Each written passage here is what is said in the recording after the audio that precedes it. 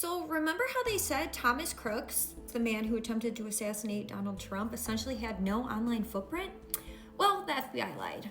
Remember how they tried to spin this narrative that he could have been a conservative? So Tucker Carlson did some amazing reporting on this and discovered, by tracking his digital footprint, that he used to actually be a hardcore Trump supporter. And then in 2020, when COVID came, he did a complete 180 and turned into a raging liberal that was calling for death threats on the internet. But this is the really, really weird part. A gun and a badge is all that is needed.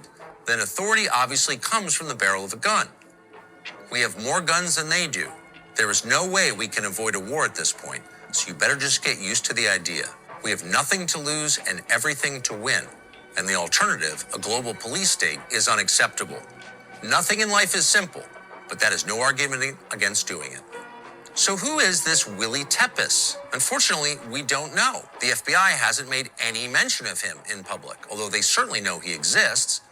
Just days after the shooting, somebody screenshotted Tepes' YouTube account page, despite the fact he had very few followers. To the extent that he can be traced online now, you can find his username being used on a foreign Antifa website. Those sites link him to the Nordic Resistance Movement, which has been designated a terrorist group by the U.S. State Department. That's all we know.